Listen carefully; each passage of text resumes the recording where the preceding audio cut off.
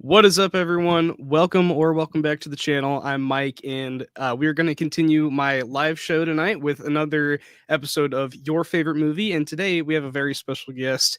Once again, we have Haunted Hippie, aka Kylie. How's it going?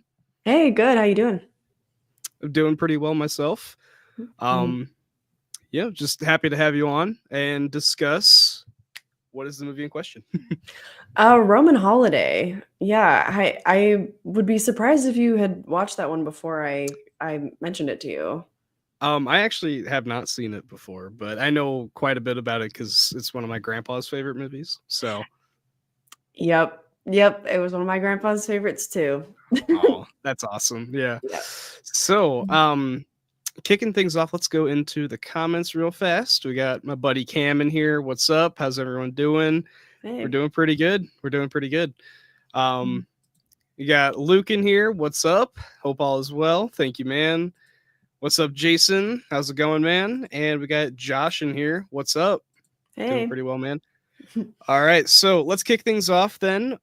So what about this movie stands out among, other movies in question for like your title of your favorite movie? Well, okay, so my letterbox top four is a real mishmash. So we have The Wicker Mhm. Man, Midsommar, Dazed and Confused, and then Roman Holiday. So like I think they're I think all four of them are like different decades and like different genres and stuff. So Roman Holiday, it stands out because it has kind of everything. Like I don't I think that that's like a common thing with my top four besides Dazed and Confused, which is just like a great hangout film. But Roman Holiday has like coming of age, comedy, romance, drama, just yeah, great character arcs, super just super great leads with amazing chemistry. I love Audrey Hepburn and Gregory Peck. So yeah, I think what makes it stands out as a favorite is just like how much it blends and how successful it is at like every single one of those things. Gotcha. Okay. Mhm. So then getting into it, so on like a technical side of things, is there, anything about that, more or less stands out in that way compared to movies nowadays, at least to you? Well, it is shot in black and white. It came out in 1954, 3 or 4, 1953 or 4. Mhm. So and I love black and white film because I kind of grew up on it because of my grandpa. And it's just it's just more dramatic. Like I love black and white movies. I don't know Yeah. really what it is about them, but I think they're just kind of like a comfort food to me. I don't think that like on a technical level, cinematography wise or anything, it's anything astounding. Like this movie relies on, well, it thrives on like just the chemistry of its leads and just the dialogue and the humor and everything. So I Yeah. think that it's almost a benefit that the technical side of it is like not very flashy at all. Yeah, okay, yeah.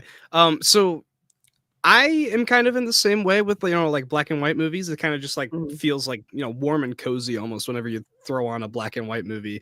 It's just, Definitely. very yeah, very like nostalgic heavy and stuff like that. It's always, charming time watching a old black and white movie. Mhm. And then after that, so in terms of, performances in this movie, which character and performance do you think stands out the most? Oh my god. I have to look up actually the names of the characters, but they're just two of like the actors of all time, you know what I mean? Like Mhm. Audrey Hepburn and Gregory Peck, I don't think I could choose between them. Um, Eddie Albert plays his best friend Irving, and I think he has kind of an underrated performance in the movie because he plays basically like. Do you know like the synopsis of the movie Yeah, I roughly? do. Yeah. Okay, so well, I guess okay, maybe the audience doesn't. But basically, Audrey Hepburn is playing this young princess. I think she's only like 18 or 19, and she is going on a tour around Europe, you know, just performing her duties or whatever. And one night she absolutely loses it, and so she breaks out of the castle that she's staying in. And then Gregory Peck is this journalist who finds her, basically discovers her, and he's trying to get like the inside scoop, inside story on her. And his friend is this guy named Irving, who is like snapping all the pictures. And he just has like a very physical, very comedic performance. And so I feel like his performance is underrated. I can't, I don't think I can pick a favorite because Audrey Hepburn, she really has like the coming of age moment. She starts the movie as this whiny girl and she ends the movie this princess, like this woman. She's grown so much. And then Gregory Peck, he starts off as this very like opportunistic, a little bit slimy kind of guy. And then by the end of it, he also has grown in like his empathy. And I can't pick a favorite. I'm sorry. Yeah, that's what the beauty of cinema is, you know. Mhm. Yeah. So what is the earliest memory of you watching this movie? I think my grandpa probably showed it to me when I was like 7 or 8 for the first time. And there might have been like a rewatch after that, or it might have been the first time, but I remember sitting there with my grandparents and the ending comes around and I won't spoil it, I guess, unless we're going to get, I don't know if we're getting the spoilers later, but we were just sat there and like, I'm tearing up because this movie makes me cry every time I watch it. And my grandpa sat there and he's just silent. He was a very stoic kind of guy. But then my grandma, she comes in and she sees the ending of it and she's seen all of his favorite movies a million times, you know? And she was like, oh, this part, she's like, you know, he still, every time he watches it, tells me he wishes that it ended differently. And so that's probably like my earliest memory of it. And I feel the exact same way. I feel the same way every single time. I wish it could end differently. But that's another thing I love about it too. It's like a tragedy, but it's like, it's so heartbreaking, but it's also so happy because you've seen how these characters have grown and like, you know, I always get that with a lot of movies. It's just like, you know, maybe that could have been different, but yeah. Yep. All right, we got Ethan. Good to be back on the Your Favorite Movie show. Yep. Have seen Roman Holiday, and I remember loving it. It's been years since I've seen it. I mean, I still need to watch it, but I do.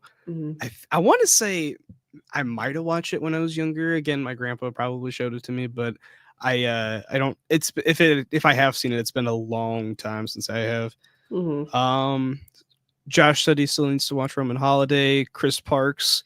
Black and white movies are great. There's something about them that I love. Yep, very very common theme here, I guess. I'm at the AMC Screen Unseen. Kylie knows one of my favorite movies, The Long Kiss Goodnight. Arrow Video's releasing a 4K of it in April. Mine's on order. Nice. Have fun. Yep. Best black and white movie is Clerks. That's a great one for sure. I mean, I wouldn't like put it in like the same standard as like, you know, classic black and white movies, but yeah. I haven't seen it actually. Oh, really? Okay. I haven't seen a lot of, that's Kevin Smith, right? Yeah, that one. I think that I want to say that was his first movie. Ooh, if I can, I want to click on. But yeah, I believe that was his first movie. It's that whole trilogy is great. Got a random dude in here. What's up? And Ryan says, I saw Roman Holiday for the first time last year and loved it. Kylie's recommendation, if anything. Yeah, I'll have to check it out though. Now that you're talking about it here. Anyways, though, I'm already running low on questions. Shit. Oh, that's all right. Prepped on this, yeah.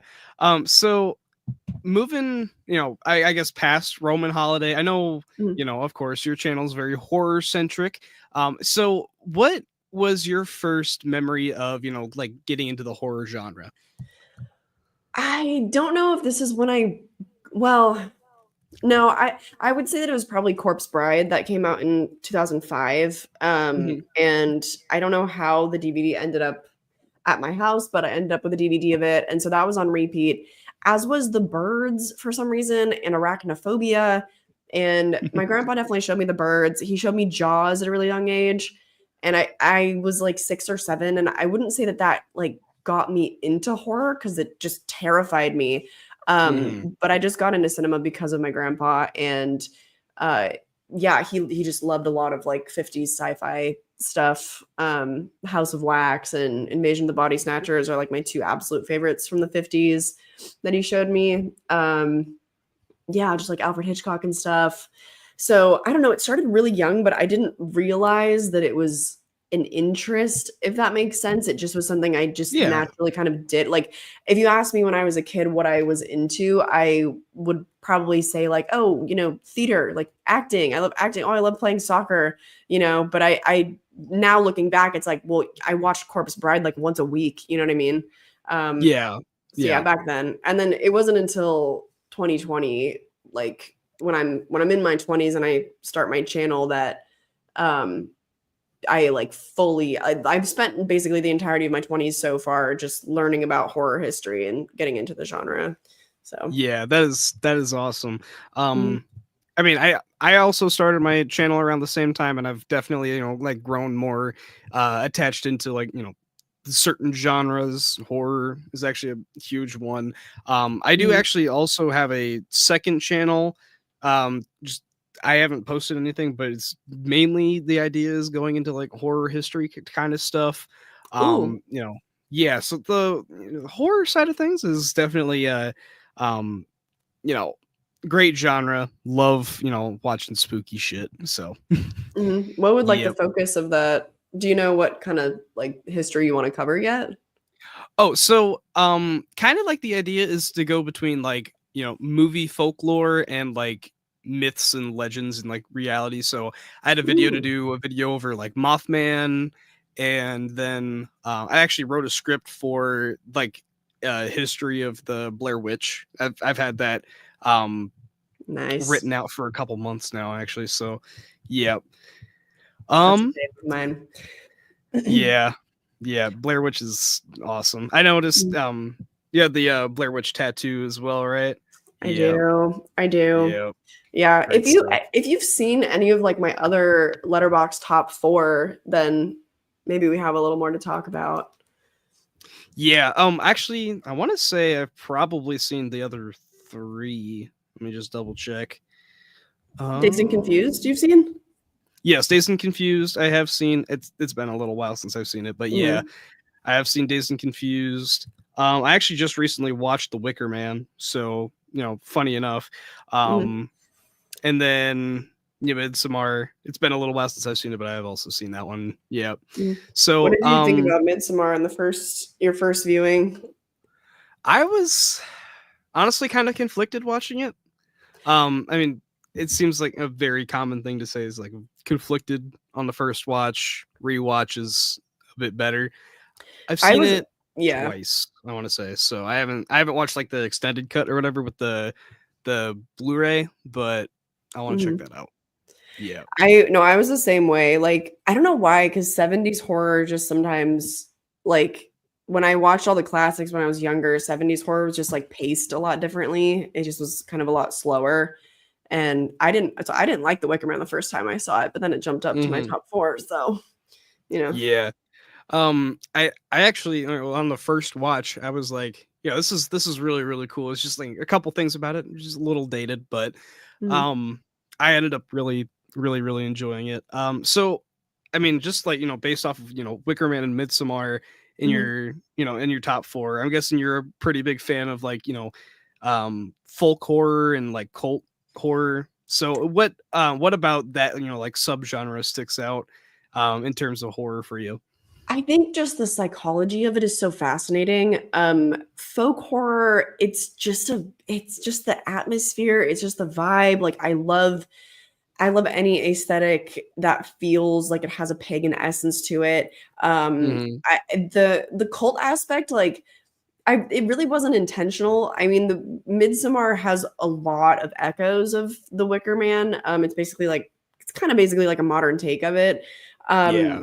But it's like y- almost almost everybody will sit and tell you like, no, there's no way that I would join a cult. Like I would notice that it's weird. Like I would never be in a place in my life that I could be, you know, manipulated like that. And it's like, yeah, Yeah. you would actually though. Like you really would. So it's something that Mm. just kind of makes me examine, like there are movies that make I feel like I choose something to focus on that's different each time, where it's like I inspect myself, I inspect the relationship I have with my partner, you know, when it comes to Midsommar, and Mhm. you know, maybe with my partner's friends, like, you know, how would such and such whatever react in you know, in Mark's position or whatever. uh so it's just, you can just view it from a different lens every single time. So I'm really big on like psychological horror and psychological thriller. So I think it's a little bit, they just both also so happen to be folk horror films. I don't even think that I have any other cult movies that I would call my favorite. Like I don't think I could even conjure any others to mind really. So they just both Yeah. are like this kismet, like perfect meshing of two of my favorite things, I guess. Yeah. Yeah, that makes sense. Mhm. And then, like going off of that, what other movies have you, noticed like where you watch them at a different point in life and they kind of like reflect in a different sort of way?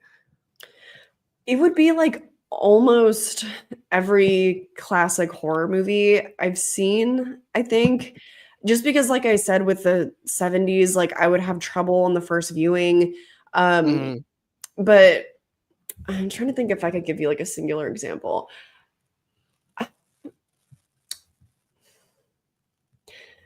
The Wicker Man is like my best example. I think Yeah. I have always loved Invasion of the Body Snatchers. Like when I was a kid, actually, no, the first time my grandpa tried to show it to me, I asked him to turn it off because just like conceptually, it scared me so badly. Like, what do you mean people are walking around and they look just like your mom and dad, but they're not your mom and dad? So Yeah. when I was like 5, I was like, turn it off. Like, I couldn't Yeah, that is. handle. And then Yeah. watching it as a kid, it just was like, oh, this is kind of fun, this is kind of crazy. And then growing older and reflecting on what you're actually watching, it's like I just feel like the more mature I get, the more insane horror gets. And it's like it's kind of conflicting with the fact that at the same time I also become a little bit more desensitized to things like gore and whatever. But as I develop as a human and I just mature and my empathy grows and stuff, it's like the concept of Invasion of the Body Snatchers, I actually would lose my mind in that position. Like, you know, Yeah. I've basically almost reverted back to like my first viewing of being like, what do you mean? Like, what do you mean? Like, I can't. So I don't know. I sometimes like with movies, I have cycles, and then sometimes it's like, oh well, I finally just kind of have the bandwidth to like actually appreciate this movie. Um, yeah, I don't know. I've been talking in circles trying to think of like the best example I have. I feel like it is The Wicker Man though. Yeah, Yeah. that makes a lot of sense though, for sure. I Mhm. mean, I definitely agree though. There's a lot of movies that you just like, go watch it when you're younger and you view it in such a different lens than when you're a lot older. I've Mhm. noticed, movies like Pet Cemetery, where when you're watching it younger, you wouldn't really pick up on like the parenting side of things, but that movie is like kind of brutal if you're watching that as in like a parent and having that choice to be like God and like be able to see your kid again after they Yeah. die, but just like risk the chance of them coming back evil. It's like that is terrifying, but I'm glad I'm not a parent watching that movie anymore because I can still enjoy it. But you know, Yeah. I've heard it was Cody Leach. You've had him on, right? yeah, he was the last episode of the show. Yeah. Oh, nice. Yeah, I was so surprised when he told me. We did a stream like a while back when I don't know how this came up, but we were talking about like the most disturbing horror movies we've seen, and he said Pet Cemetery. And I think at that time I was like, what? Because I have still never been able to watch that movie and not found it to be kind of cheesy. But then he Hmm. was just talking about like being a parent, and I was like, you're so right. Like I don't know that life, and I'm sure that Yeah. it, colors it completely differently. So yeah, that's a good one. That is a good one. Yeah. Mhm. Um. Let's see here. So Luke said his favorite black and white movie is the tie between 12 Angry Men and Bicycle Thieves. I have not seen Bicycle Thieves, but 12 Angry Men's great. I think I've seen 12 Angry Men. I feel like we read that in high school and then we watched it, but I don't remember it. Yeah. Let's see. Can do a video about the rumor that the Texas Chainsaw Massacre really happened. That would be cool. I mean, yeah, it is definitely like based on a true story. That would actually be a cool idea though, like going into like the real life stories of, like what happened in horror movies and stuff like that. That's actually a really good idea. Thank you, Ryan. I think it'd be Appreciate cool that. because it probably evolved from like, people being kind of aware that it's based on Ed Gein, and then that like Yeah. morphing into that actually happened. Oh yeah, and then I mean I know like Psycho. There was some things in there that was inspired by a lot of like true events and whatnot. So that would be really cool to cover as well. Ed That's a Gein great inspired idea. I think a lot of on-screen killers. I'm pretty sure. Oh yeah, I'm sure of it. Yeah. Yeah. I remember watching a French movie called La Haine, which means hatred in English, and directed by Matthew Kassovitz. That is a great movie. I watched that a couple months back. I thought it was great. Yeah, which I don't know. I think it was in my politics and cinema class. My teacher had us watch that one, and it's heavy though. It's heavy. Oh yeah, that is a brutal movie for sure. Yeah. Dazed and Confused is great. Haven't seen Midsommar since 2019, but for my only watch so far, I liked it, but I'm scared to watch it again. That is fair. That is fair. Okay, so speaking of Dazed and Confused though, so what about that movie stands out amongst the the rest of movies for you? Yeah, Dazed and Confused is probably, well, I don't know. I think people have like different ideas of what makes like prestige cinema and whatever. And to me it is, I feel like when people look at my list, they might think that that's the one that kind of sticks out, but I just have such an unreal appreciation for naturalistic acting. It's so hard. Like I feel like people that are super far removed from even just like making content or whatever, like people that like work 9 to 5s, the majority of people, they would think, oh well, it must be so hard to like cry on camera and like scream or like get really mad or whatever. And I'm like, no, it's like it's the having conversation and like not being weird because you're performing something that's written.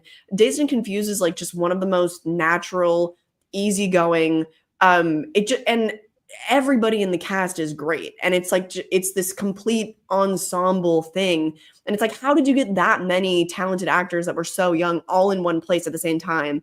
I just think it's amazing, and I definitely relate to the kids in the movie. I wasn't like that in high school. I wasn't like those characters in high school. I was a lot more, I don't know, like study focused, sport focused, whatever. And then in college, things got more laid back, and I feel like a lot of those characters reflect a lot of my friends, and so it's just such an easy good time. Like I love hangout movies that don't really have a plot, that you just get to like exist and just chill. I haven't found a whole lot of them, or at least not a whole lot that I am really into. So that's why that one stands out so much. Yeah. I'm guessing you've seen Once Upon a Time in Hollywood. That's another example of that one that I would really enjoy. I mean, it's been, like I said, it's been a hot minute since I've seen Dazed and Confused, but I do want to go back and rewatch that just because it would probably relate to me a lot more nowadays than when I was 14. So yeah, definitely. Yeah. Let's see. Arachnophobia was something that creeped me out so badly when I was 9 years old. Yeah, that's one. I mean, if you're not a spider person, then definitely don't check that one out. But yeah, it'd be tough. Yeah. Shot by Shot, what's up? Let's see. I know that The Wicker Man slid into Kylie's top 4 after we did a watch along together. Kylie always enjoys older horror movies when she watches them with her cult members. Yeah, valid. It's kind of true. Movies are a communal experience. They are. I do tend to enjoy movies more when I'm like watching them with other people. Yeah, no, I mean, we were talking before the stream about the monkey because she just Mhm. posted her review for it, and I saw that with a friend of mine. I don't think that would have worked nearly as well if I was just by myself because we were laughing our asses off. Every time someone just like blew up out of nowhere. I know. But I wish I wasn't alone too, but my theater was pretty yeah, full. So yeah. I mean, it was kind of funny too, though. We are also laughing at the rest of the crowd because there was like a very like queer reactive. person. There's like a very queer sounding dude that was sitting behind us, and he's like, "Oh my god, what is that?" Like the whole time, just like, oh, dude, that was funny as hell. But yeah, I thought Midsommar was cool. Wicker Man's a great movie for sure. Yeah. Good Um, taste. yes. Another black and white movie I really enjoyed is Scarlet Street from Fritz Lang. I've never heard of that one actually. I I mean, I haven't know of either. Fritz Lang, but I'll have to add that one to my watch list actually. I'm doing that right now.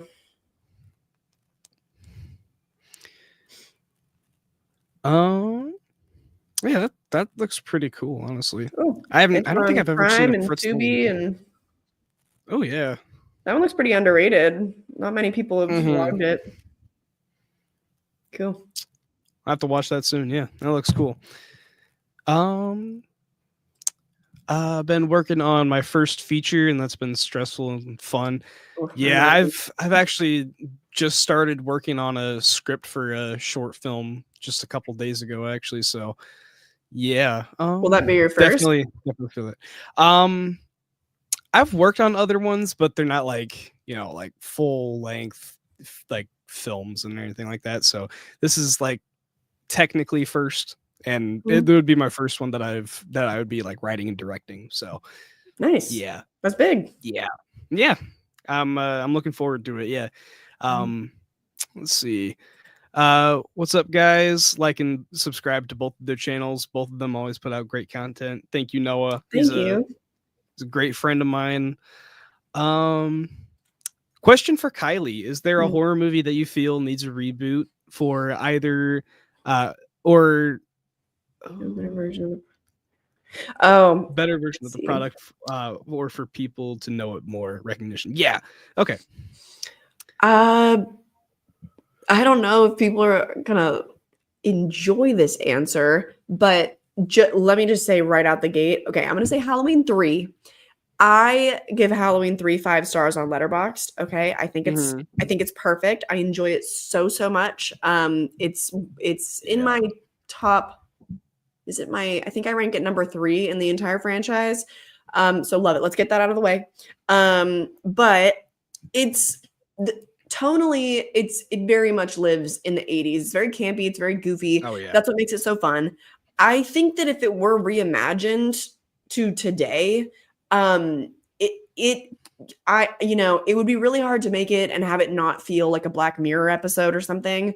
But Yeah. I would love to see somebody take it and go all out in in the folk horror direction and give us more like Stonehenge related horror. I think that's cool. If there could be some like on Mhm. location um scenes there like with Stonehenge, if England would let us do that, that'd be cool. I just think that there's Yeah. like a lot of potential with that story, and like it's perfect as it is, but that doesn't mean that there's not like more to get into there. So I think Halloween 3 would be a cool one for a remake, especially because there are so many Halloween 3 fans within the Halloween fandom that just get nothing. They just get scraps. They just get, the homages that David Gordon Green throws into Halloween Ends. So, Yeah.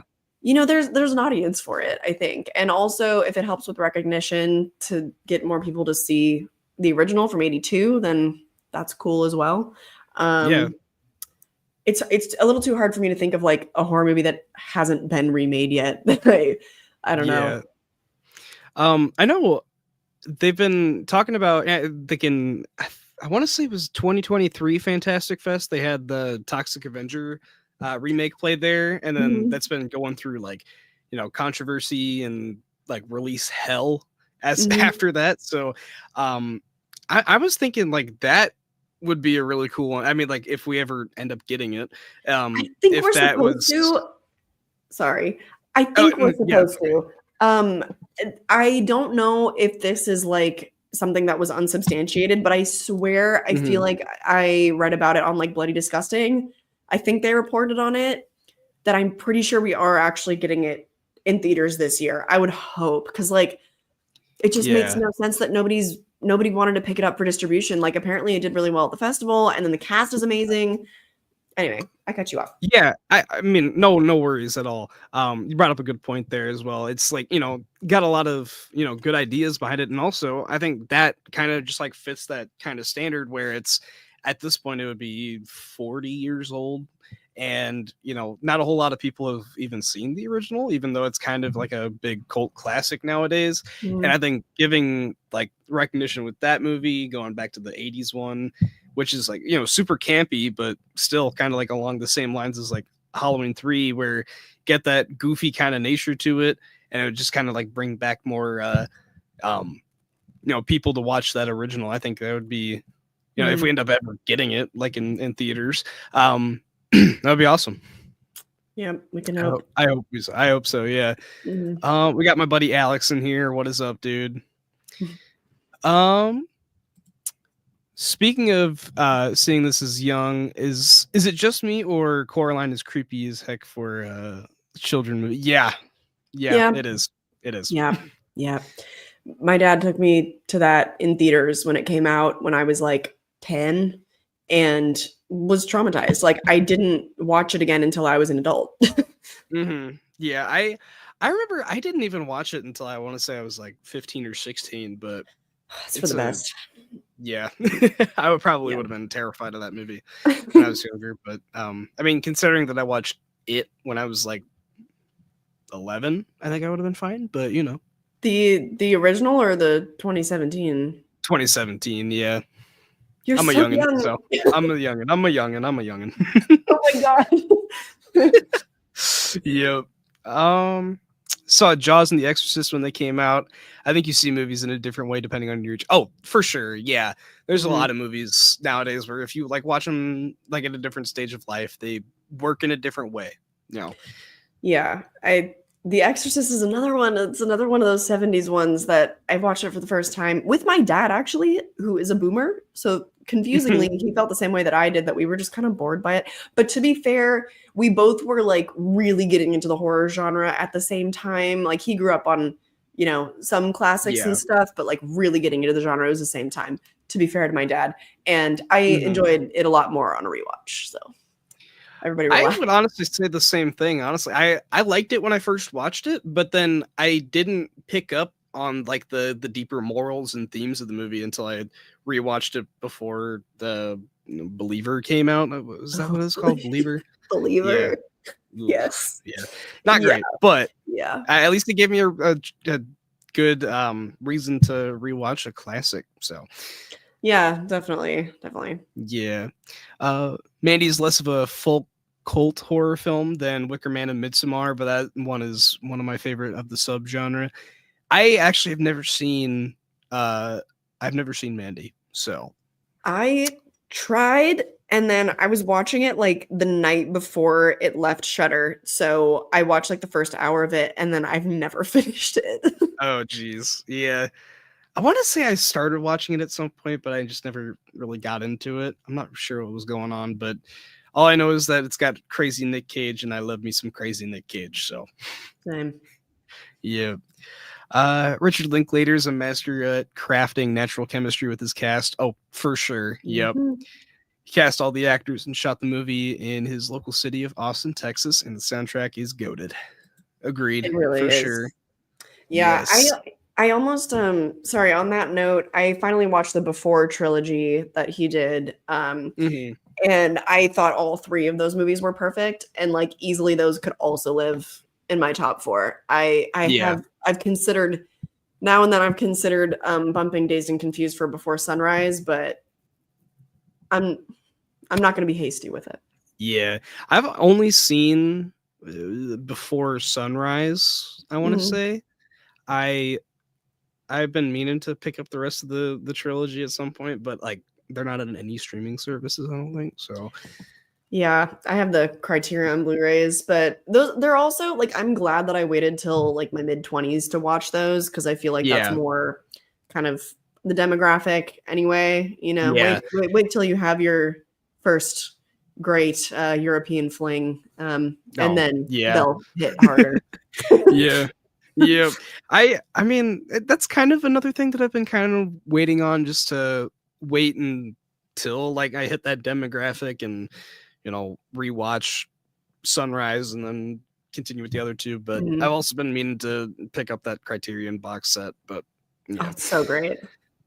yeah, I mean, I'm a big Blu-ray collector. I have a huge shelf behind me, and like all over my room, I have a bunch of shelves full of them. So Oh, hell yeah. You got started yeah. younger than I did.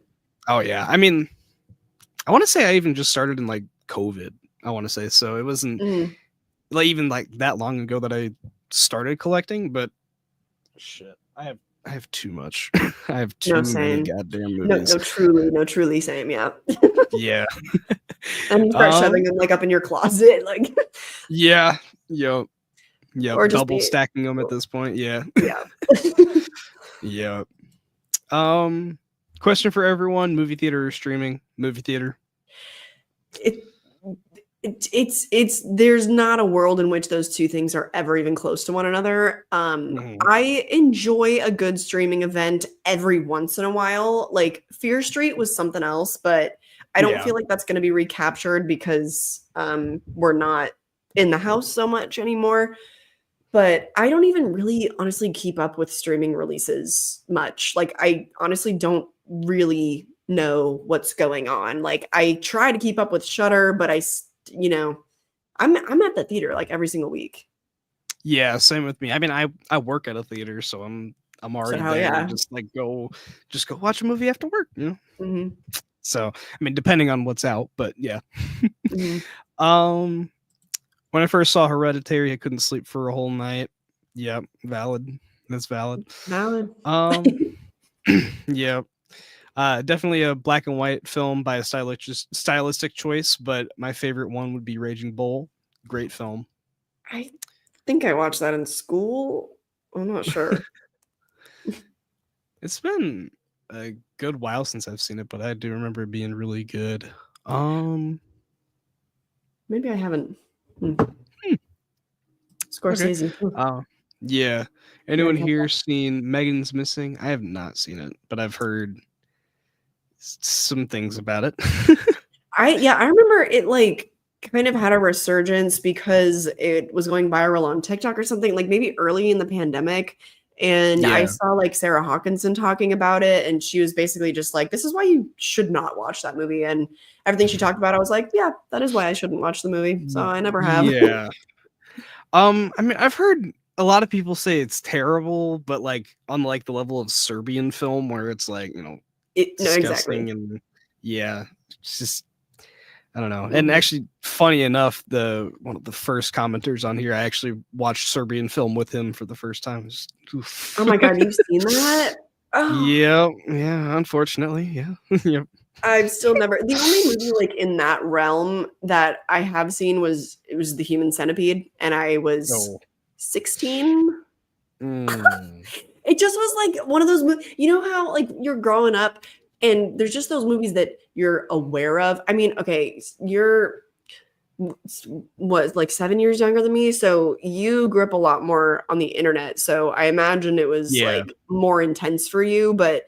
Like for me, social media, like influencers weren't even really a big thing until I was like in college. So when you heard about a movie, it was like Whispers on the Playground. You know what I mean? It's like, oh my God, there's this movie where like they like attach the mouth to the butt. And it's like, what? So it was just something I was aware of and like was always so curious about. And so finally when I was 16, like watched it with a friend, and I kind of wish I hadn't done that. Yeah. I mean, I don't know if I've even seen any of the Human Centipede films like all the way through. I think I have them rated on Letterboxd for some reason, just because I just don't know if I want to. Yeah, just to talk shit. Yeah, I don't even know if I want to put myself through them. I know at one point my friends were trying to get me on to like watch all three of them in a binge with them, and it's just like, no, I'm good. I'm so good. Yeah. I mean, I will. Okay, listen, I will be fundraising soon for my next short film, and I will do diabolical things if, to get people to tip on the live streams, like they will get me to drink, they will get me to watch, movies I've never wanted to watch. So never say never. Yeah, but I hope I don't watch this. I'm gonna make sure to use my next paycheck so you can watch Megan's Missing. But oh man, that would be interesting. Man. But actually, funny enough, though, speaking of Human Centipede, I remember really like my first like introduction to that was the South Park episode. I want to say it's called like Human Cent iPad or something like that. And it's like Evil Apple makes one of the kids sign a contract that gets them to be able to like put into like some sort of like drawing for names that they're just gonna like randomly pick out and put them into like a test to make like a human centipede, but with like an iPad attached to them, so it like controls them. It's like, what the hell? It's South Park. It's South Park. I honestly, I don't know if I've actually ever seen an episode of that show, to be honest. Oh geez. When I was younger, I was more of a Rick and Morty person. That's fair. That's fair.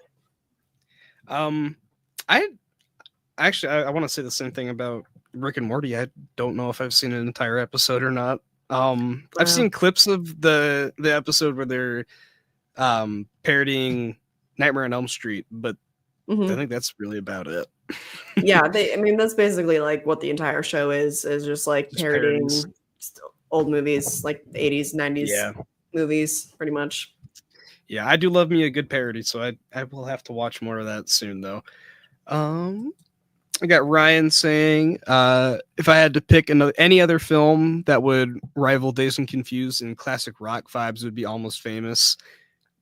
Yeah, for sure. I actually haven't seen that one. I'm so sorry. Oh, it's so good. It's so good. I know. I think I would love it. Yeah, it's got like that cool, like late 60s, early 70s, like hippie vibe to it, like roadie vibe. It's so good. That's where I live. And Jason Lee's in it. I love that guy. And I love everything that he's done except for Alvin and the Chipmunks. Alvin and the Hey, valid. Yeah. Saw Megan's Missing recently. Scary ending for sure. Yeah, I haven't seen it, so I don't know. Does Kylie read any horror novels?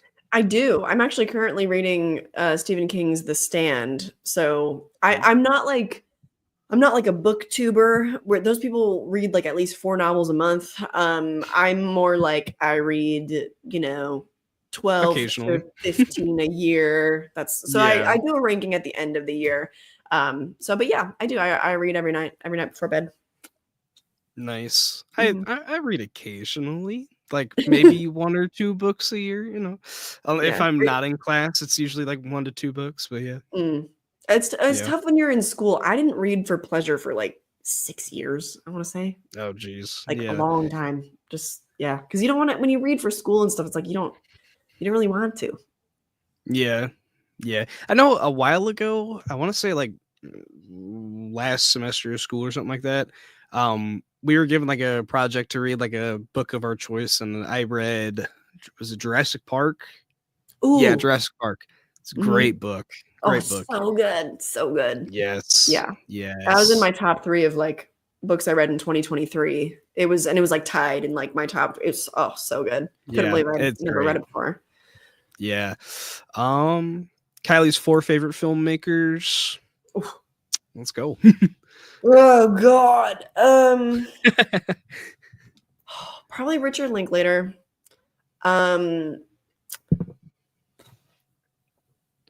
Corley Farja. Bit of a newbie, but I think that's fair. Yeah. Substance is awesome. I mean, and I finally watched Revenge, which I also thought was just perfect.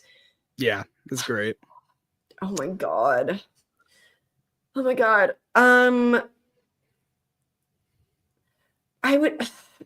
have to say, okay, the 2 that influenced me the most as a kid and like really got me into cinema, I have to say it's Spielberg.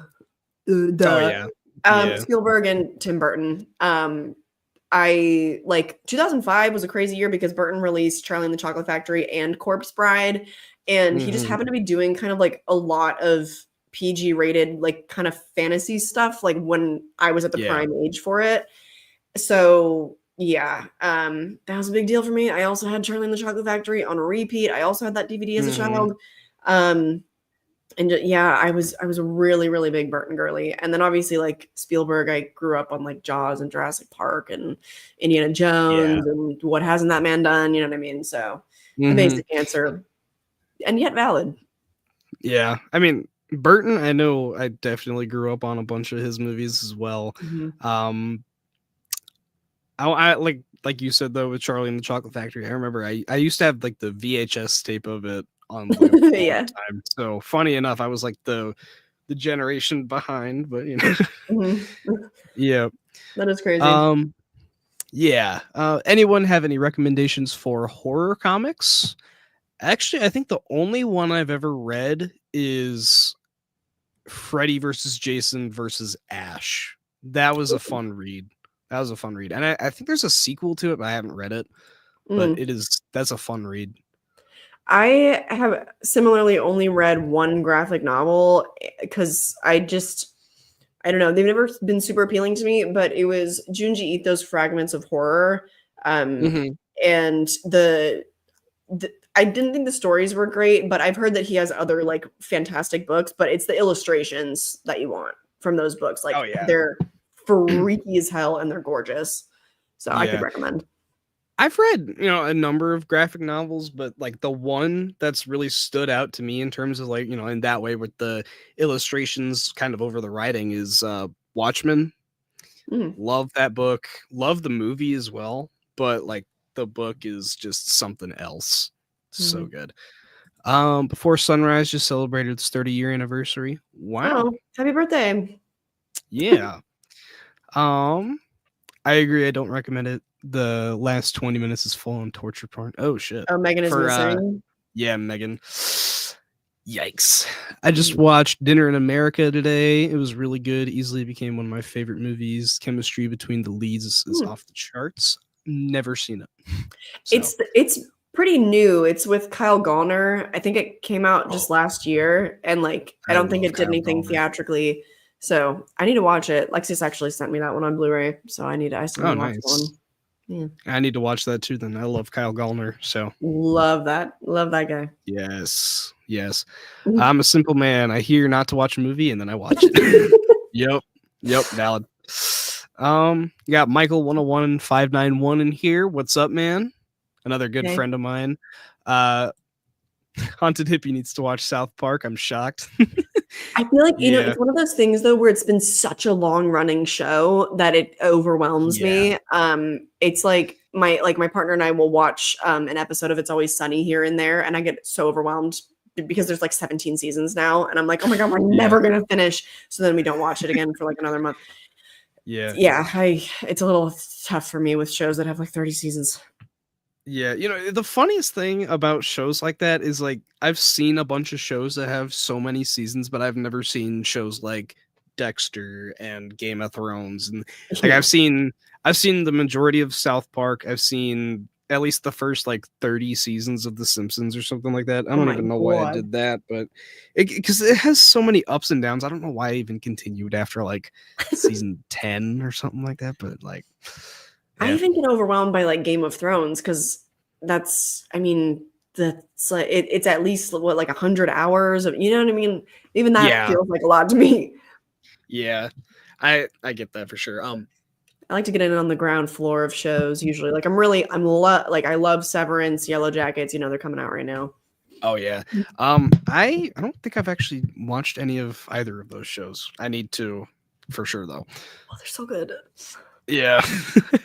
Wait, is it Yellow Jackets on like season 3 or something like that now? It is, yeah. And they're releasing only Gotcha. like one episode a week from now through April. Ugh, it's so Oh drawn out. jeez. But you have a while to get caught up, so then you can Yeah, binge. I do. I do. Um what we got?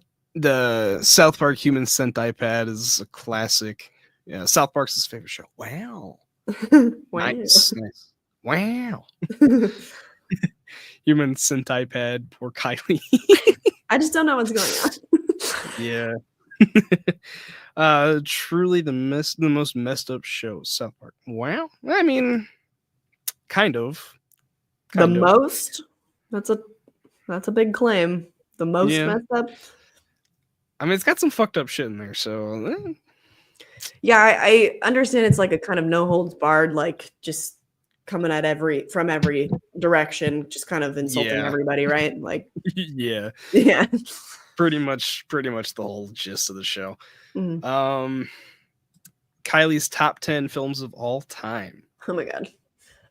Oh We've well, talked about the okay. top 4, so Yeah. yeah. Well, if you miss my top four, Midsommar, Wicker Man, Dazed and Confused, Roman Holiday, other top movies, the Before trilogy jumped right up there immediately. Mhm.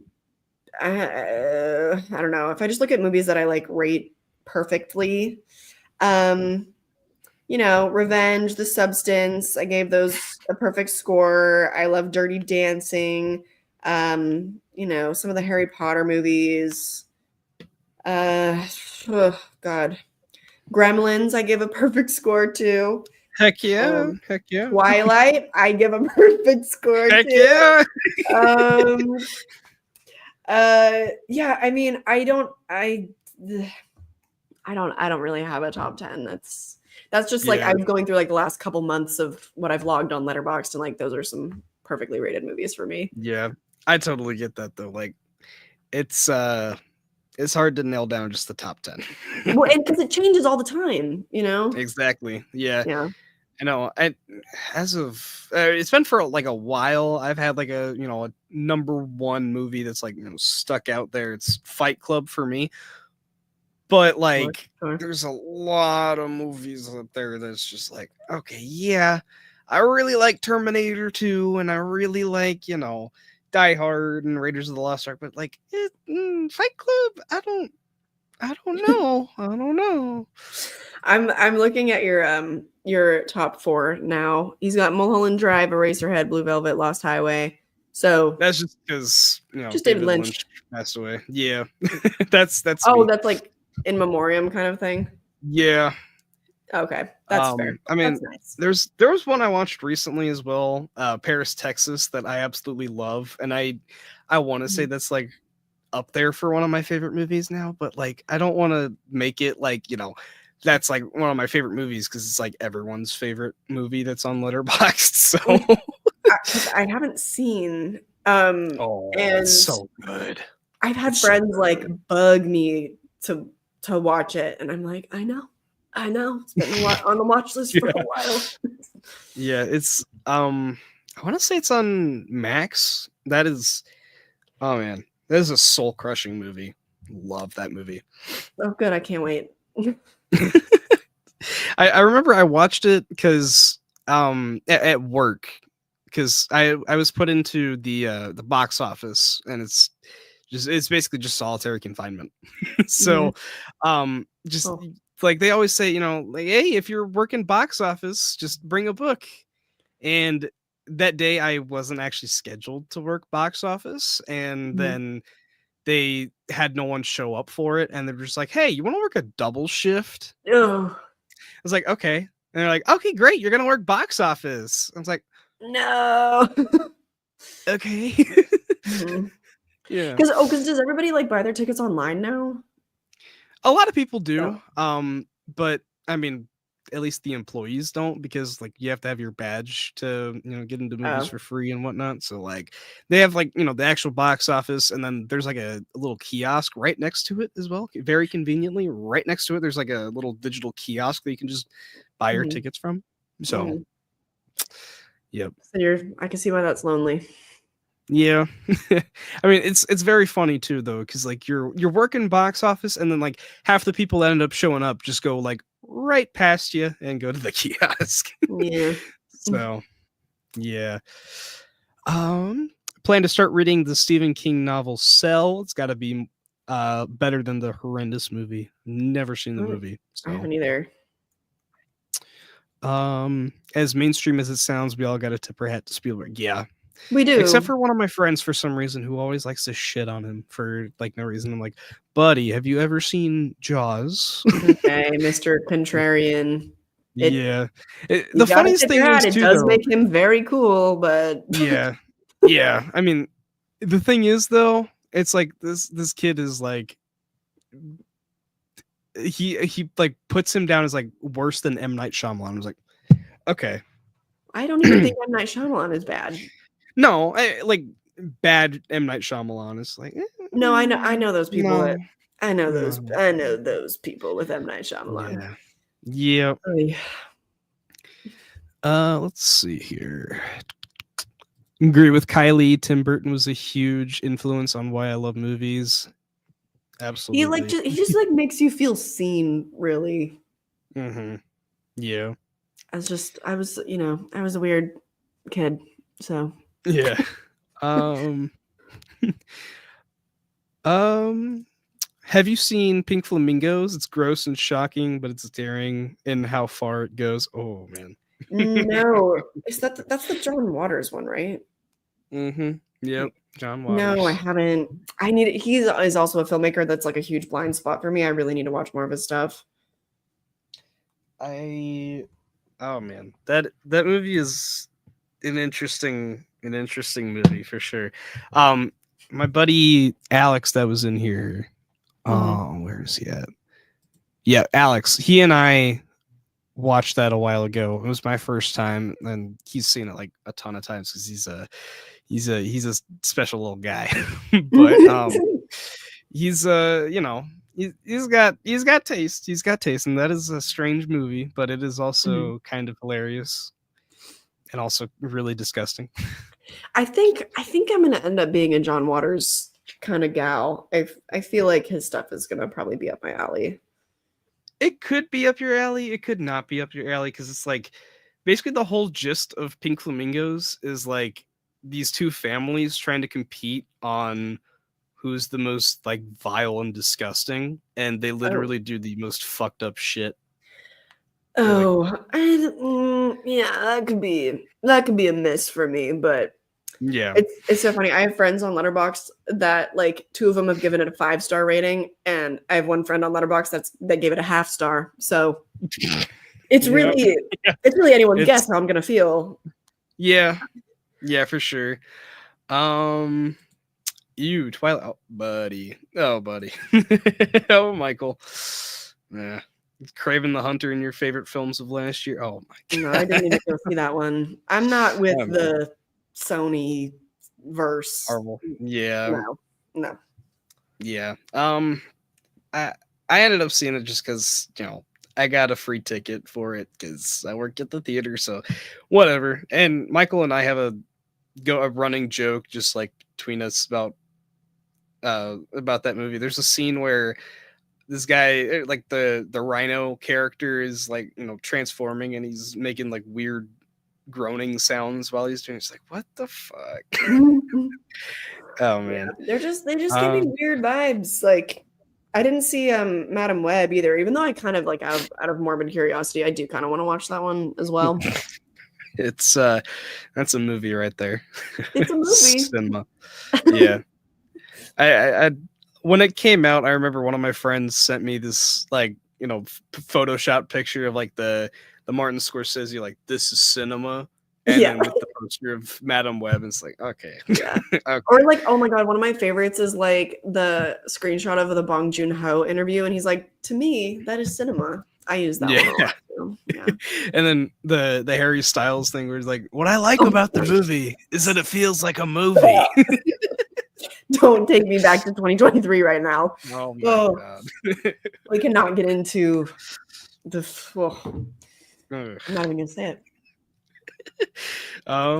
Yeah, Paris, Texas is a must watch. Agreed. It's something I recommend anyone watch at least once.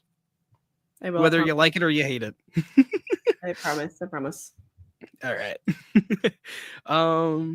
Favorite movie is Train Spotting. First watched it in high school and it was on Netflix, and I've seen it 20 times at that time. Oh my God.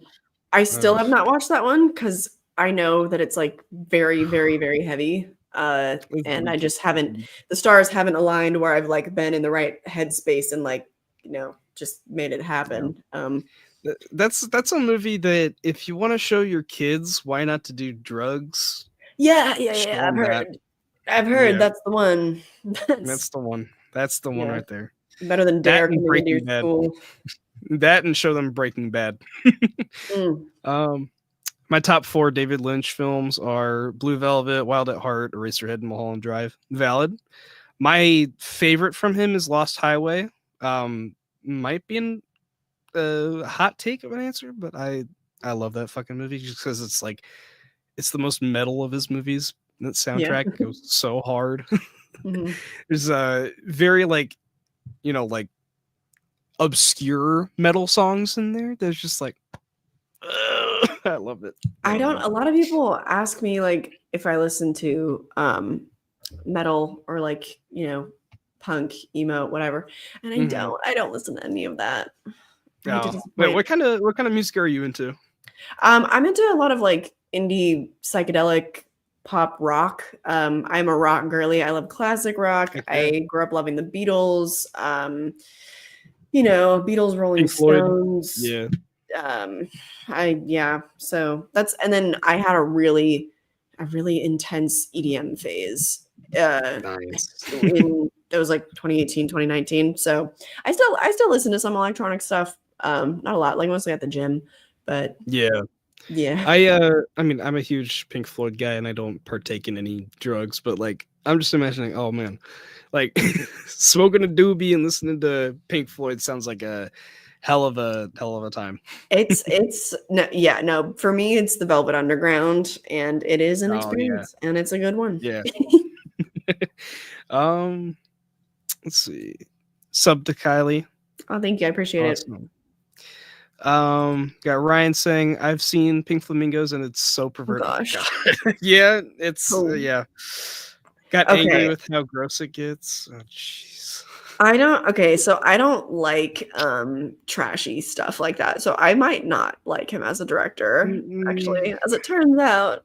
Yeah. I mean, there's some movies I know he's made that aren't nearly as trashy as that, but like no, the only one I've seen is Serial Mom, and I was not a fan of the comedy in that movie. I found some of it to be a little too like gross for my taste. So yeah, I remember signs are not looking good for me with Pink Flamingo. Yeah, I remember the one joke about her like in the courtroom and opening her. I was like, yeah. That's not for me. It's weird. It's weird. I mean, if you want a very like, like Greaser-esque kind of movie, like very much in the style of Grease, Crybaby's a fun movie. I've heard that one's good. That one's been on my list. Yeah. Yeah, that's a fun one. It's just there's a lot of stuff in his like early career that's like very trashy. So noted. Yeah. Noted. Yeah. Yeah, John Waters has had such a long career. His early stuff is way worse than what he does in his later years. Kind of like Wes Craven. Yeah, definitely agree. Yeah, I'm not an early Craven kind of girl. Yeah, not in the Last House on the Left and Hills Have Eyes. Not for me. Yeah, save yourself. Don't watch Madam Web. Oh man, it's not a priority. Don't worry. I obviously have a lot of other stuff to catch up on. Oh yeah. I always took you as a My Chemical Romance girl. No, that's the perception, and I'm just not. Yeah, that's valid. Acquired taste for sure. Favorite David Lynch film? Do you have one, Kylie? I was gonna say yours is Lost Highway, right? Yeah. So let me see. I need to look up how many I've seen.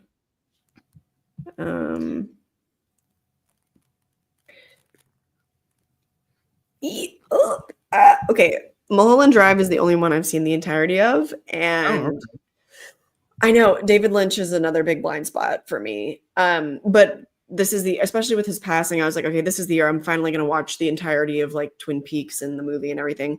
I tried to watch Eraserhead, but that was a long time ago. That was like I don't know, I might have been like 19 or 20 when I tried to watch it. So I just was like, what is going on? I watched that Which, when I was like 15 and I actually loved it, which is like very yeah, weird to say, but like no, it makes sense because like for some people, like certain things just click and like you don't need to watch it multiple times or meditate on it. Like you just found something you click with. So like that makes sense to me. But yeah, with his movies, I think for me it's gonna be a little bit more acquired. I think I'm gonna love Twin Peaks though. yeah. I'm a little light about it. I know the Elephant Man is not really a horror movie, but there's a lot of things about it that are like pretty dark and basically kind of centers around like human deformation and like it's dark, but it is very, very well made. I mean, I've heard it's great. It's great. Yeah, it is. I mean, I hear great. that about like all of his movies, but Yeah. yeah. Are you two fans of horror or manga anime? I haven't really gotten into a whole lot of like horror anime. I know I do want to check out that Uzumaki show. I've heard that's good.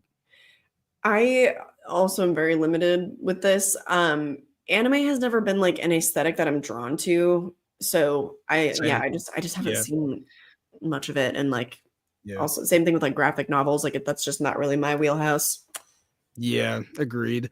Like anime is I've seen a couple of them. Like Demon Slayer is a fun show, but there's a lot of shows out there that people are always recommending, but they're always like, it doesn't get really good until you get to like episode 400. I'm like, Right. yeah, You have to make it through yeah, the first 2 seasons. They were finding their footing. And literally I have said that to people. So about, yeah, you know, I'm like, no, yeah. New Girl is great. It's just the first couple episodes, they're just figuring out their chemistry.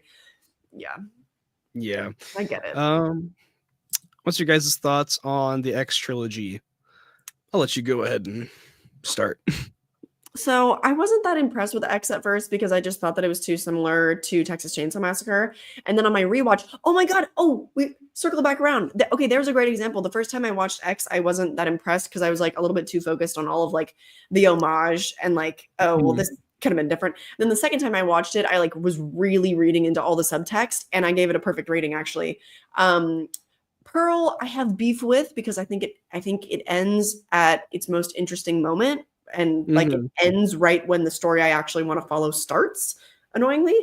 And Maxine was just like a big letdown for me. So it kind of just like for me. Yeah, I remember I really liked Maxine in the theater, but I went back to watch like a little bit of it at one point, and then it all kind of started like clicking together where it was like, okay, yeah, maybe that's not as amazing as I thought it was. But like, I hate when that happens. Yeah. I don't know. I mean, seeing a movie in the theater, like, you know, something like that, that's always, you know, kind of special. But like, I also didn't like, people are always saying, oh, like the ending is very, very predictable if you see the opening seconds of the movie. And then I didn't even get into the theater until like the first minute of the movie's over. So oh I missed no, the very beginning of it. So that was like the better experience, I guess. So just don't watch the first 12 seconds and you're good. Right on. What's your favorite Beatles album? Oh God. Different albums served me at different points in life. And I don't think I've really ever had a moment where I've just been listening to one album. Like if I'm in a Beatles mood, like every couple years, I kind of like get back into them and it's never just with one album, but like, you know, when I was younger, it was oh my God, they have so many. Not Yellow Submarine. What's the one with I Am the Walrus? Hold on. Hold on. I loved and Octopus's Garden. I know what you're talking about. Yeah, that's the Magical Mystery Tour. Yeah. So yeah, that one. Why was I wanting to say Sergeant Pepper? No, that's completely Sergeant different. Pepper, that's a great one. I mean, they're all you can make an argument for a lot of them. But yeah, this one has like Hello Goodbye, Strawberry Fields Forever, Penny Lane, All You Need Is Love. So yeah, but I Am the Walrus specifically, like I loved as a kid because it just was so ridiculous, like singing about I am the Eggman. They are the Eggman. I am the Walrus. I also loved Octopus's Garden for like the same reason because I don't know, it Yeah. just was so silly to me, and I loved it. But I don't know. I can't pick a favorite. I can't pick a favorite Beatles album. Absolutely not. Honestly, couldn't either. I can't really either. I grew up listening to the White Album a lot, but like Mhm. I don't know. That's a very different Beatles than like what they're famous for, which is kind of goofy. It's I like know this they had me tap like into looking so on many different Spotify yeah.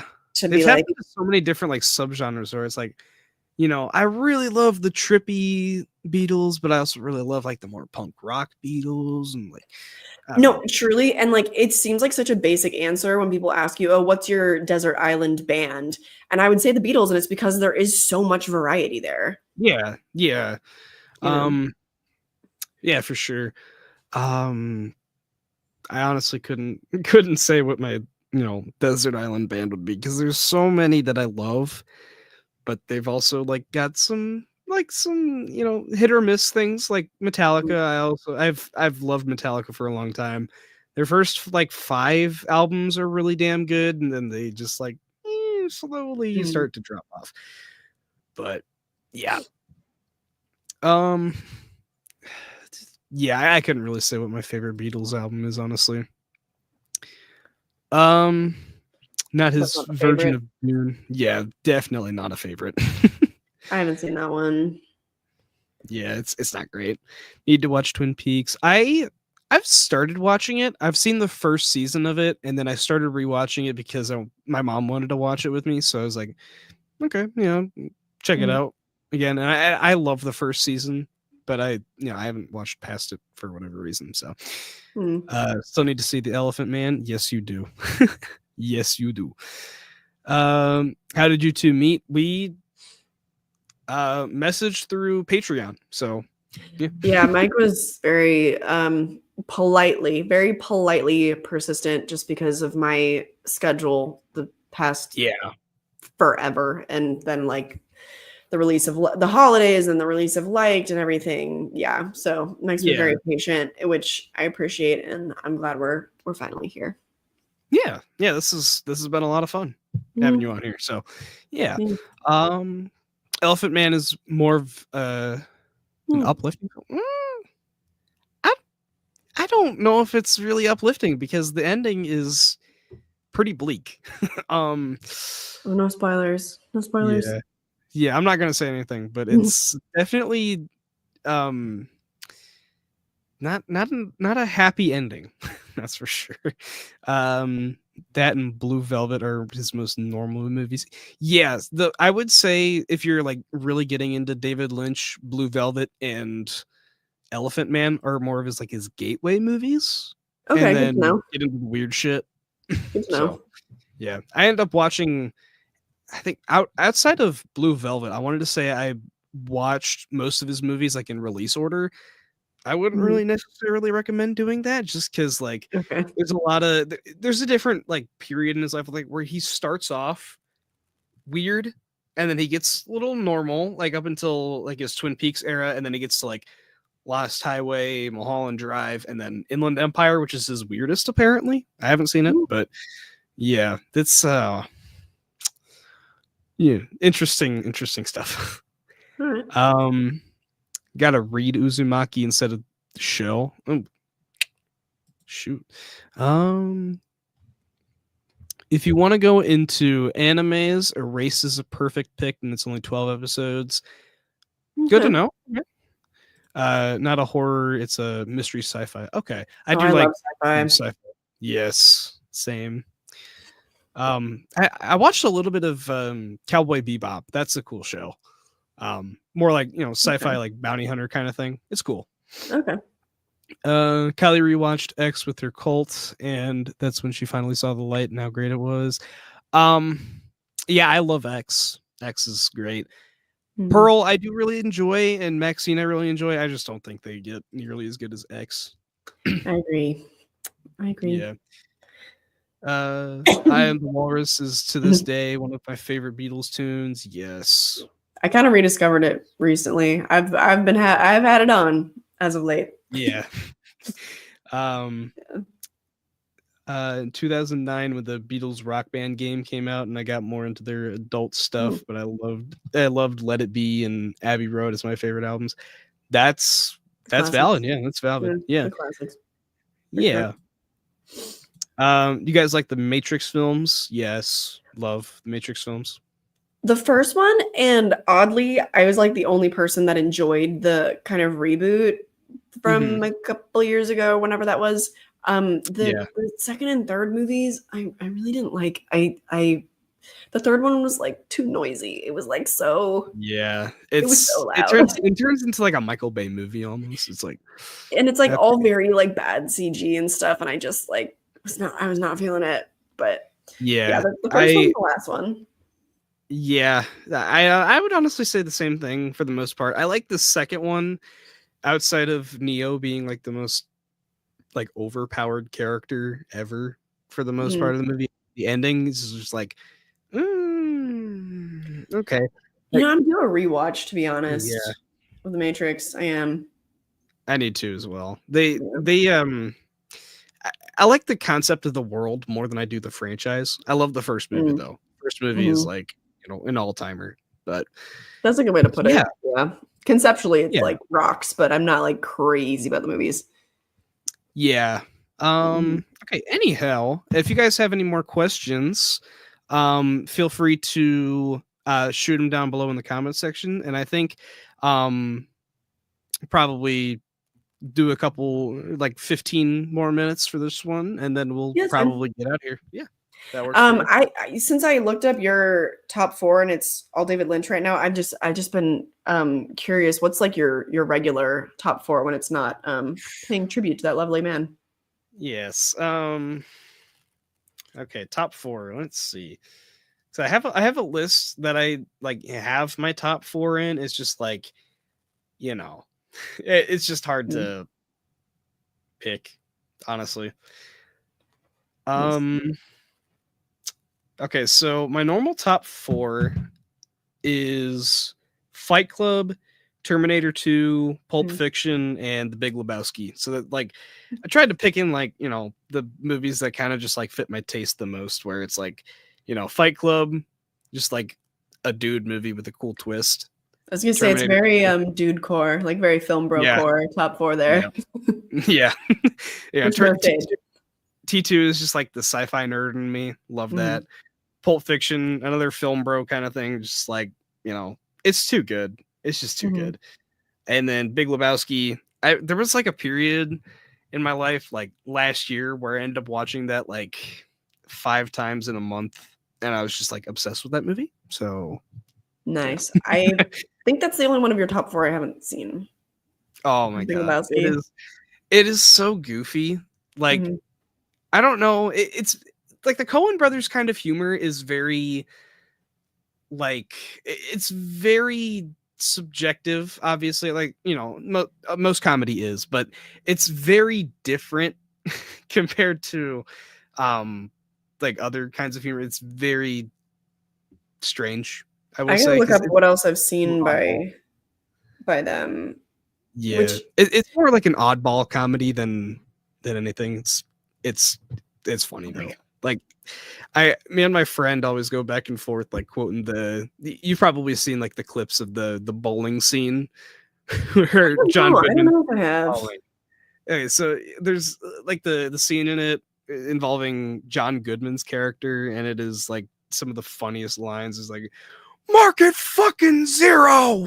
Oh, he's so great. He's in Arachnophobia, actually. Yes. Which I never realized as a kid, and then I rewatched it, and I was like, oh my god. And he is like, the tone of his scenes is like he just was dropped in from a completely different movie.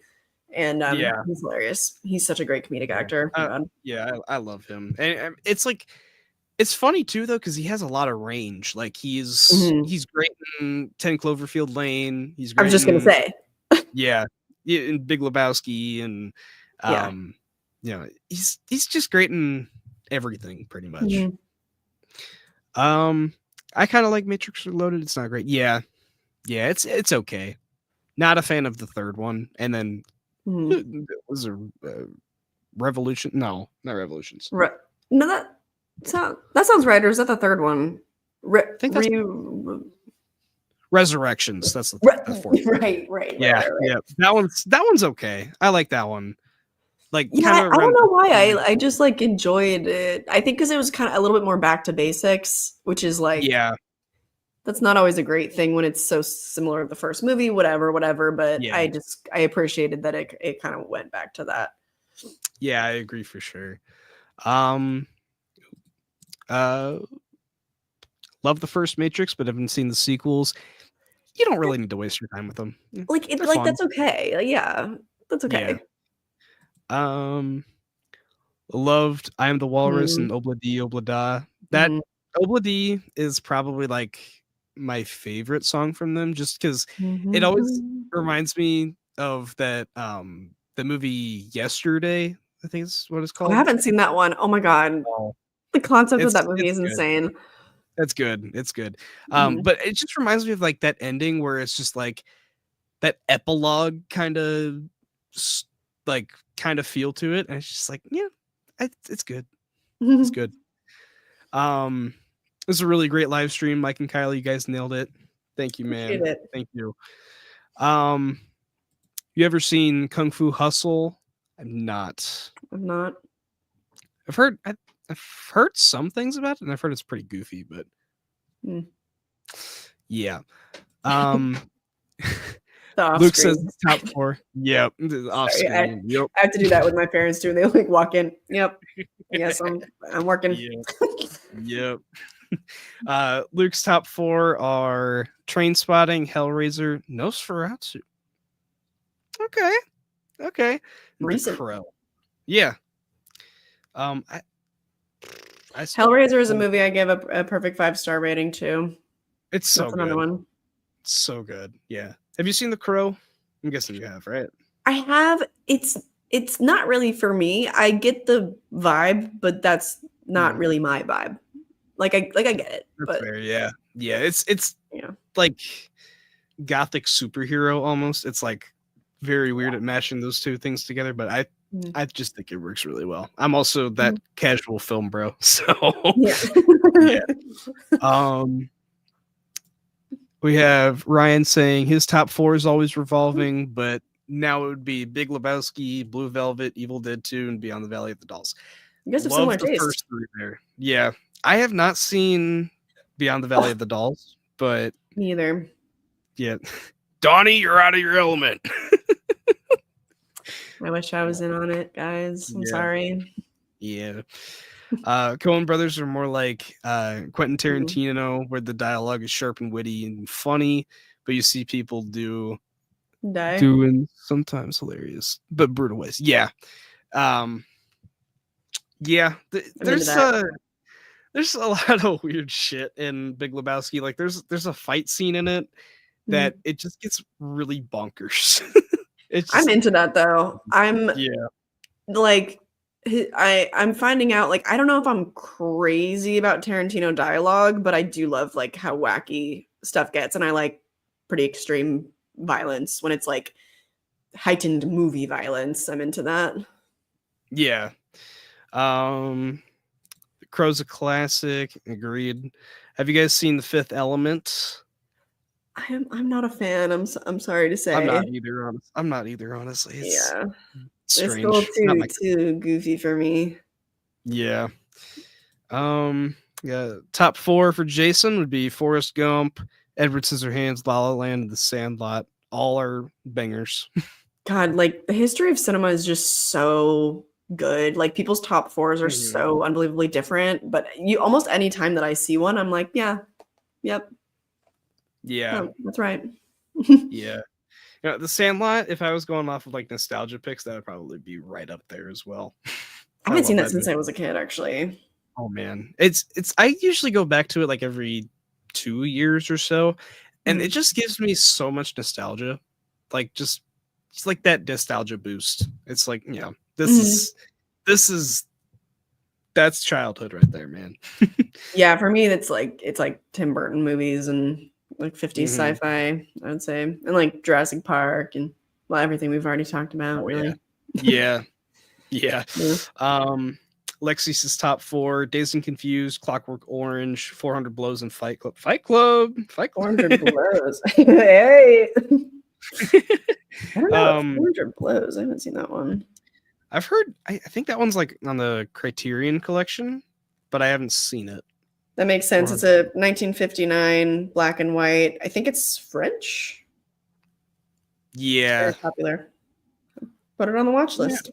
4.3. Yeah. It's on Max. I'll have to check that out for sure. Mm-hmm. Have you seen Body Parts? I have not seen Body Parts. Sounds like it's something I need to catch up on. Yeah. I want to say I have that on my watch list somewhere. Mm-hmm. Ooh, it looks. Yeah, putting that on the watch list. Thanks for the tip. Yeah, I'll have to check that out too.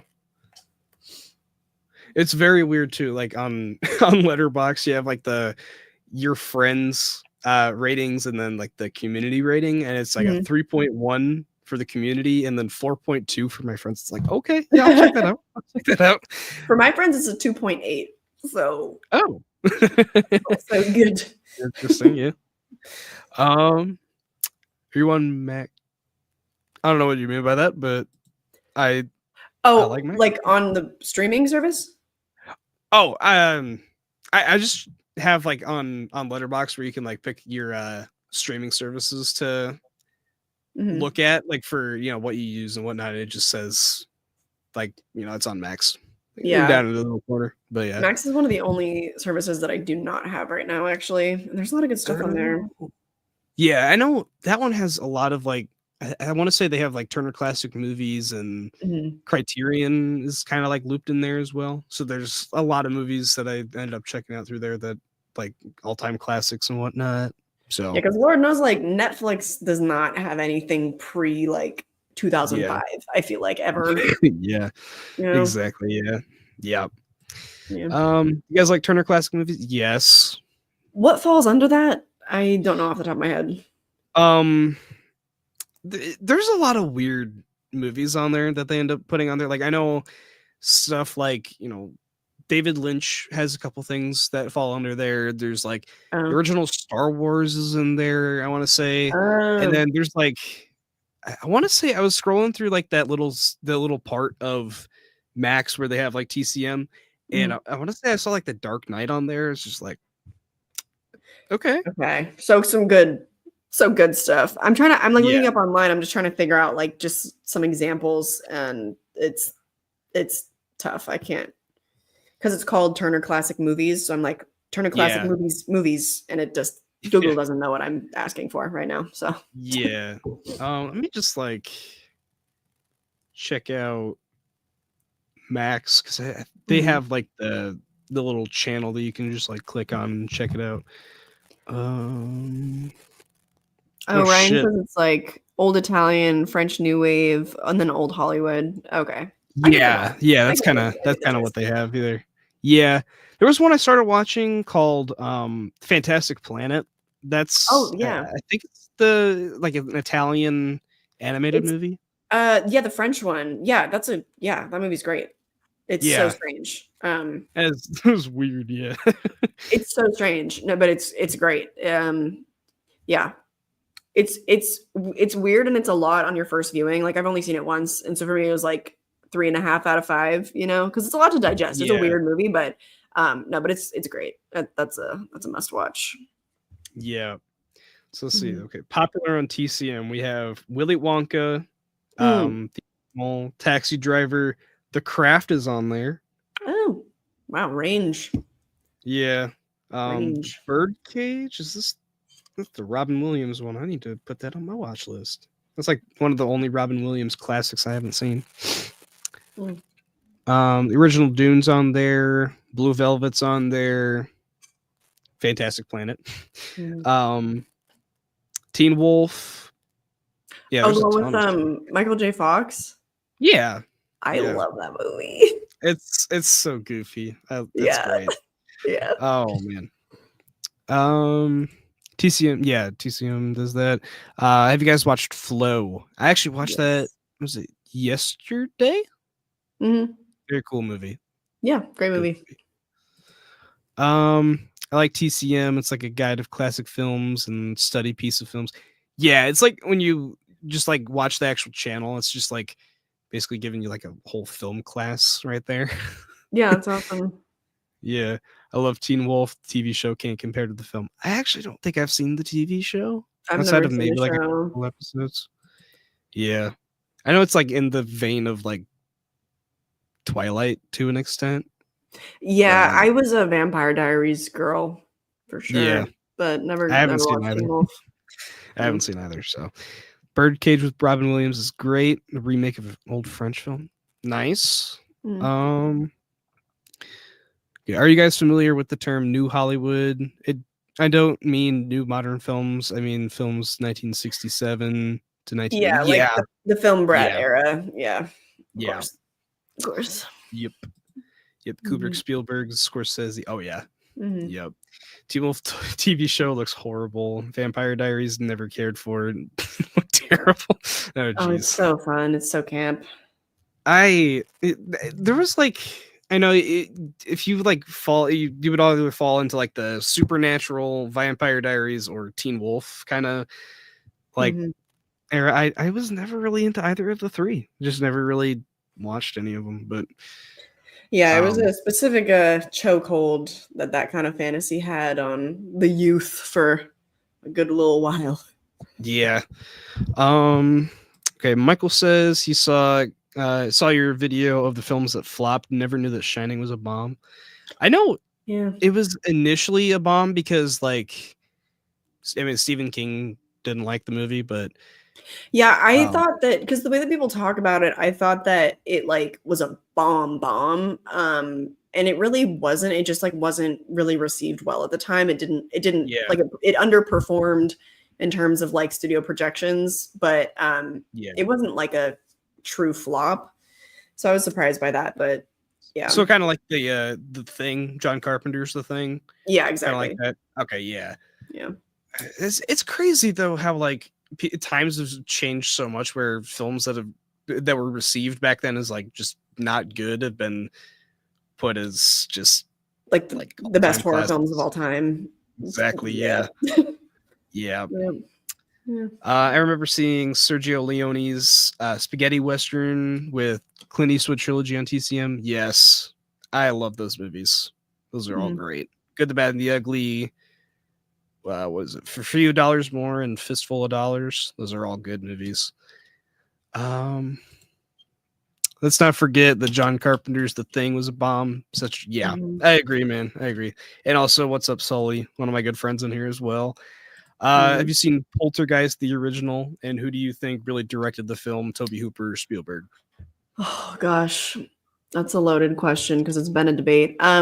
So Poltergeist, I actually do. That's a film I give a perfect rating. It's probably my absolute favorite horror movie of the 1980s. Um, I think Toby Hooper directed it. I think it's Spielberg's movie, and those Mm-hmm. two facts can coexist because Spielberg wrote it and he produced it and he was on set pretty constantly. But Yeah. that's still, even with all of that, directing is a different ballgame. Just because you're a director doesn't mean that it's your script, that the movie is your baby. So I don't know. I think people just get it twisted because they don't really understand like how roles in the industry function and how they're separate. Right. Yeah. So yeah, I don't know. Lukewarm take, I guess. Yeah.